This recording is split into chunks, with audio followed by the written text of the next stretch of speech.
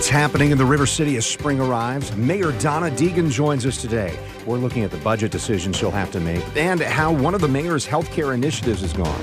Plus, an investment in local sports venues, one already complete, another massive one on the way. And what will happen in negotiations with the police union. Plus, Florida CFO on the ground in Texas this week. Why he believes it's important to partner with Texans at the southern border on This Week in Jacksonville. So glad you're with us today. So April is Sexual Assault Awareness Month, and this week, Jacksonville Mayor Donna Deegan shared some startling statistics. 1 in 2 women, 1 in 3 men are sexually assaulted in the United States. Jacksonville city leaders say that many survivors are afraid to come forward. So Mayor Deegan is with us today. And Mayor, let's start with that topic. I know you called it a moving and a powerful morning at City Hall. I think we were all in tears. Well, help me understand this. Was it inspiring? And then how does this event kind of help move the needle there and prevent some of that from happening? Well, I think it was inspiring in that we had a couple of sexual assault survivors actually come forward and tell their stories and what it meant for them to do that, and how they hope that it will be helpful to other women in that situation. And that to me was so powerful. One of those women was telling her story for the very first time and became extraordinarily emotional. Right. And I just think, I think it's so incredibly important for victims of sexual assault to know that they can be supported in the fact that we know they have to heal and move through that, but that we want other people who have been victims of sexual assault to feel comfortable that they can also seek services. And that was really the whole idea behind having us there and law enforcement there. The sheriff's office was there, the state attorney's office was there, victims advocates were there. And the whole idea is, if you have been a victim of this, please make sure that you feel comfortable knowing that you have support here. It's a big problem, Kent, a very, very big problem. I don't know that there's a lot of women out there that don't have stories, you know, and so it was good to be able to support those women at City Hall. And it's not the kind of issue you say, well, is it a problem in this city versus that city? It's a societal thing. It is. So, and as you said, men can be victims as well. Yeah. So it is definitely something we need to pay attention to. So, Mayor, we know that your team is working toward, you're going to have a budget proposal coming up in July. And according to those who are kind of crunching the numbers for the city, it sounds like fewer tax dollars are going to be coming in. So maybe that affects priorities, but a budget is a look at priorities. It is. How's the city going to decide where to spend some of that money? Well, look, you know, we outlined very early on what the priorities were for us. Infrastructure, always big. Health, economic development. Those are some of the big rocks that we look at. And we've already started a number of programs, pilot programs in the last year to tackle some of the big issues that we have going on in our city, between support for small businesses, support for folks who are trying to buy their first home, who don't qualify for federal aid. We've got a program for that. Support for our homeless population. There's a new law that will require us to do some things by next October to make sure that those folks are no longer on the streets. So there's those types of things, and of course we got the big rocks. As you said, we've got the stadium, which is going to be a big deal, and we've got negotiations with our police and fire unions, and obviously we want to do the best we can possibly do for our men and women in uniform. So a lot of things we have to crunch into some smaller numbers this year. Let's talk about some of those a little more in depth. So certainly one priority for your administration, for any administration, is going to be public safety. Absolutely. There's a potential new police contract you guys are working on. So we understand the union has asked for a 17% pay increase, and the Fraternal Order of Police, we know the city, you've kind of been meeting about this, I understand, maybe going back to December. That's right. The FOP president, Randy Reeves, I want you to hear from him. He says he's kind of frustrated over what he calls the lack of urgency from the mayor's office. The fact of the matter is, we've met multiple times, since, and she's had this data in her hand. Any competent person is going to look at this data, and it is going to sound alarms. I think if the public knew that their first responders and their law enforcement was as short, 180 short in the jail, over 40 short on the police side, and we're underpaid by 19%, I think that would shock a lot of people, and it also would probably bring a lot of attention to how the city invests money in other things while their first responders are being underpaid. All right, so Mayor, what do you say to some of that? Is this negotiating ploys, or hey, there's some real concerns here, and we're going to deal with them? Well, sure, there are certainly real concerns. I mean, look, there is nothing more important in our community than public safety. I've said that repeatedly. We are right on the timeline that we laid out for these negotiations. There's a lot to consider. We want to make sure we're presenting the best deal possible within also being responsible to our taxpayer dollars. Our police budget accounts for almost 50% of the money that we spend at the city, so certainly we see that as a priority. We gave the sheriff every officer he asked for last year. So this is the first I'm hearing of this. I have never heard from Randy myself. So I was a little surprised to see that in the media. But look, we are working diligently to come to a solution. And in fact, I know we have a meeting coming up. So absolutely job one and a big priority for me. 17% increase on what is, you just mentioned, like half of the, well, it's not all salaries, but it would be a big number, I would suppose. Well, I can't talk about the numbers and what we're thinking and what will actually come from that. That would be a violation of the negotiating team. But I will say that it's very important to us to make sure that our police and firefighters are paid what they need to be paid. They are very, very important members of our community and provide the service that is the most important thing to our citizens. So we will come to an agreement, and I'm sure that will happen before too long. So let's talk about some sports-related things. Jumbo Shrimp, they just opened their AAA season, and then a month before that, the team announced that they've got a renovation of one-to-one financial ballpark, $31.8 million. Some of those enhancements already completed, then more work to be done.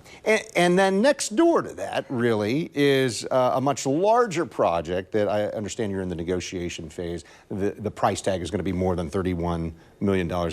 It could be, we're told, up to $1 billion maybe of city investment. Where do things stand on both of them? And why are those important to, especially the folks who are saying, hey, my tax dollars should go to something else other than sports venues? Well, listen, as I have said for so long, it is incredibly important to our city to have these venues go and be places where people can gather downtown.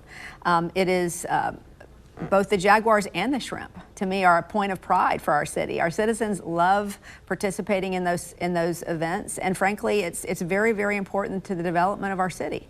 So with the Shrimp, I think that $31.8 million is spread over 3 years.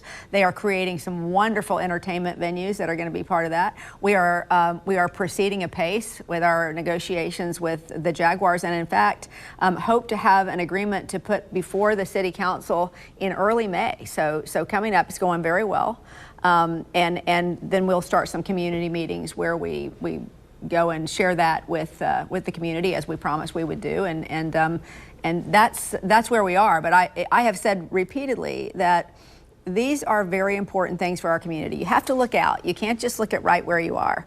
And if we want to have that thriving downtown, if we want to have a world-class city where people have places to gather and places to have civic pride, I think it's important to invest in those things, and we will. Ideas already on where that money will come from? Is that something down the road, or it seems like it would have to be part of, hey, if we're going to negotiate, we're going to pay a lot of money, we're going to have to find a funding source. Yeah, absolutely. We will have to find a funding source, and we have a number of different options on that front that we're looking at, and that's about all I can say on that at the moment. Well, one of the things that we know is Mayor Deegan just signed some new legislation, and we're going to discuss how it affects paid staff who serve also in the military. That's next on This Week in Jacksonville. Stay with us.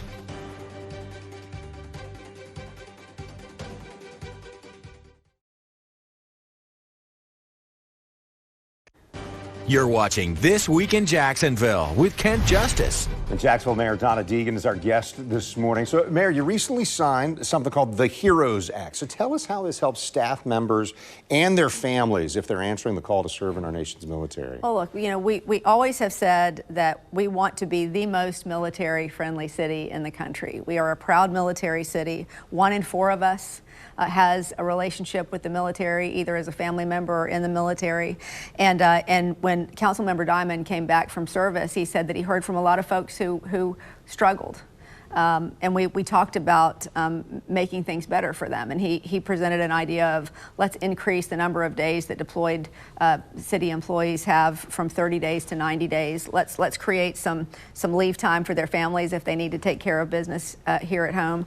And I think that's a great step for our city to be a more military-friendly city. We want to make life easier for those folks that put their lives on the line for our country. And so that, in addition to an increase we've put into the military veterans, what is our department called? Veterans and Military Affairs. You know, for some reason, I can never internalize the name of that department. It drives me crazy. I say it wrong every single time. Sorry, Harrison. I really do know it, but it always. Anyway, we're increasing the budget for them. And we're also involved in a number of programs to make sure that we are providing our military veterans with assistance in finding housing and finding jobs, in making sure that they have the nutrition they need, all of those things. And Harrison Conyers over at our Military Affairs Department is doing an amazing job. Yeah. He's fantastic. Yeah, he worked there for so long and just so committed to that particular cause. And like you said, I mean, there are concrete steps to affirm we are the friendliest military town that you're going to find. Absolutely. So, you know, we've been reporting on progress for the Emerald Trail for a while, and then recently on our show we talked about the federal government made its largest grant in the city of Jacksonville's history, and some have called this transformational for the project. How do you feel about this? It's absolutely transformational. It is the largest one-time grant we've ever received by far, and it will allow us to half the timeline to complete that. So what does that mean? That means 14 connected neighborhoods on this 30-mile loop of greenway around the city. 6 of those neighborhoods very underserved. Can you imagine the economic development that's going to come around that trail as that trail is completed? Already it's happening. And so it's extremely exciting to see this getting the money that it deserves and the attention that it deserves. You know, when we were up in Washington having conversations with our lawmakers and with the DOT and with Secretary Buttigieg, you know, we talked about how Jacksonville needs this investment, you know, that we are primed right here, and we need that belief in Jacksonville, and it was so great to see us get it. We've got about another $140 million in grant applications in, and we're hopeful we're going to bring in more, but that was a big priority for us, and I think this one, as you said, is transformative because it'll connect to what we're doing along the riverfront, it will connect to our underserved neighborhoods, and it'll create a real big spark for economic development. Something that I've not heard as a divisive at all. It's not a partisan issue. It's a, hey, here's a way to improve quality of living in Jacksonville. It was a 100% Team Jacksonville approach, which I wish we could take to every single thing that we do. I mean, literally everyone pulled together to make this happen. JTA, groundwork, our lawmakers, our folks that we brought in to help us bring in grants, all of it. City Council and their support of that initial, you know, tax to make sure that we had the matching part of that grant. So really, it was a great win for all of us. So, Mayor, we know that healthcare is a priority for you, and I guess I'd like you to share the news about the city's Get Covered Jacks initiative here, started back in November, but the effort was to drastically reduce the number of uninsured in Duval County. Where do we stand? Well, look, that was what's so great about education in terms of what we can do as a city is it didn't cost the taxpayers a penny. We partnered with folks like you. We partnered with other news organizations, with the newspaper, with you know, businesses on our website, all the tools that we had, and we got the word out. And at the end of the day, what I always say is the reason a lot of people don't sign up for care is because it's confusing to them. So we said, let's connect them to patient navigators. We were able to take that number of 120,000 uninsured and reduce it by 47,000. Wow. Yeah.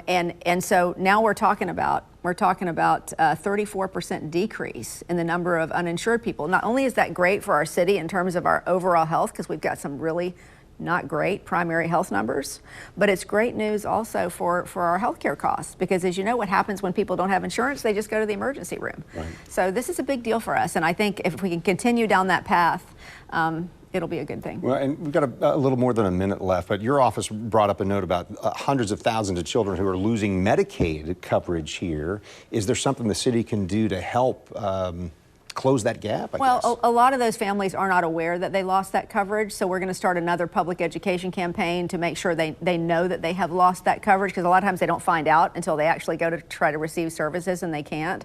We're going to try to connect them with CHIP, and make sure that they can still receive the coverage that they need. I think the big thing is just to make sure we can get them connected back to services, but it's going to require connecting them again to navigators and getting them back on board. We obviously don't want our kids to go uninsured. Yeah, and so CHIP is a children's health insurance program. That's something where, as you say, a navigator can say, oh, if you didn't know, because it was confusing, here's how you get connected to that. That's exactly right. Yeah.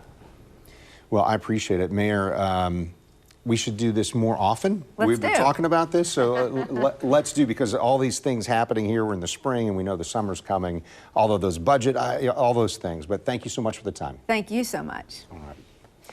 Well, when we come back, we've got a visit with Florida's chief financial officer who is on the ground at the southern border. He's going to explain the reasons for his visit next on This Week in Jacksonville.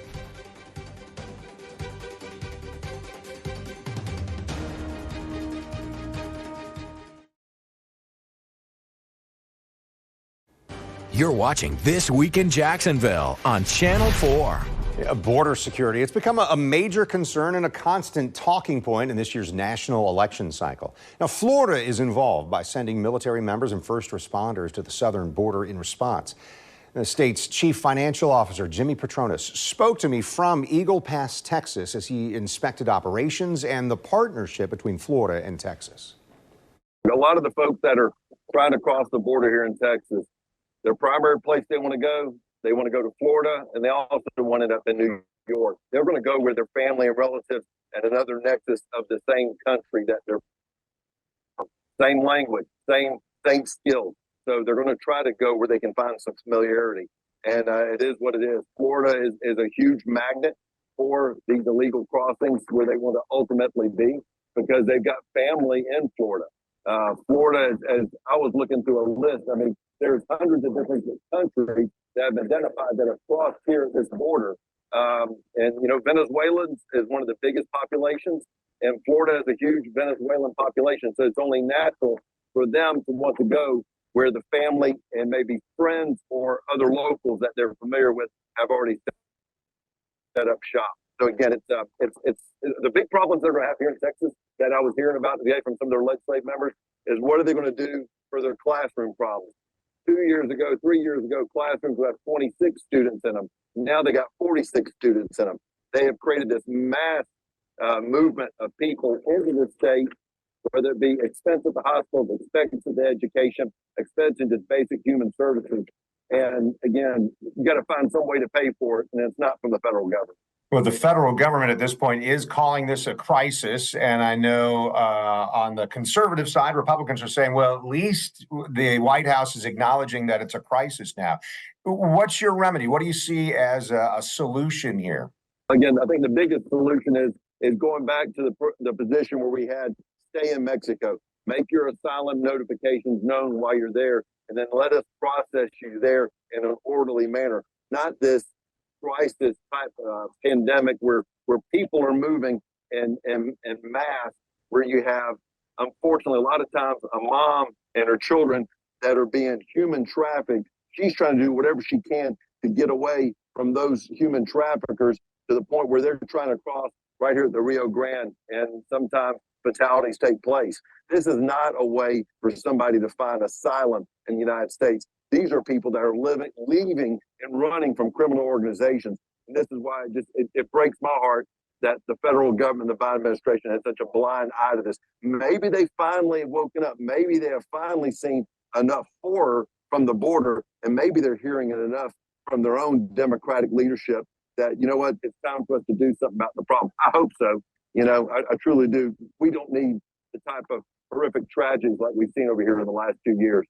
How many people from Florida are deployed, or however you would assign that they are there on this effort right now? Today, I've probably met about 25 that have been, whether it be State Guard, Highway Patrol, FWC. Like I said, we also have some FDLE over here. You know, it's in the case for the state of Texas, they are so grateful for the support.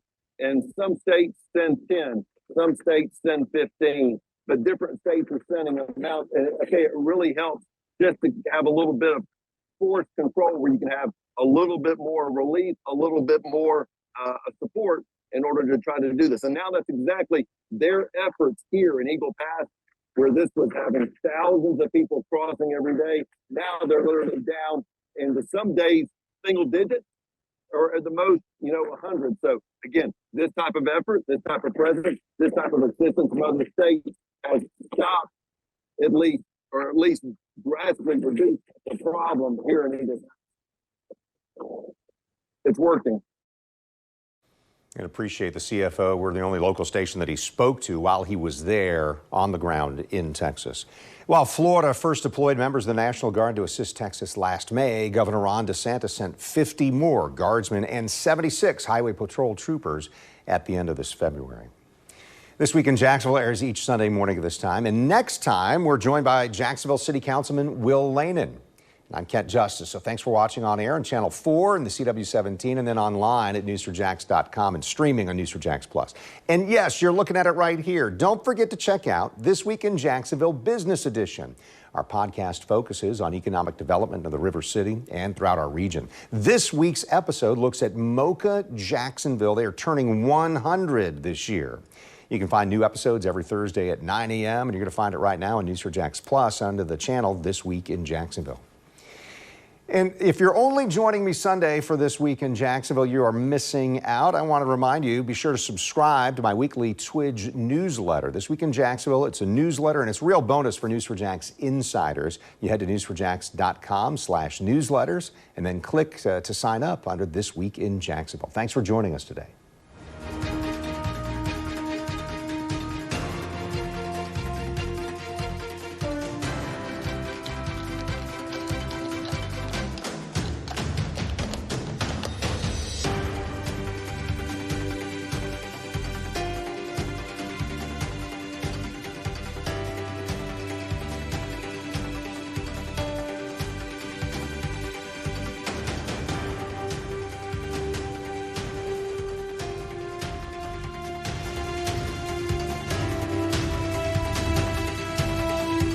See why every day more people are choosing News4Jax, Northeast Florida and South Georgia's #1 source for local news.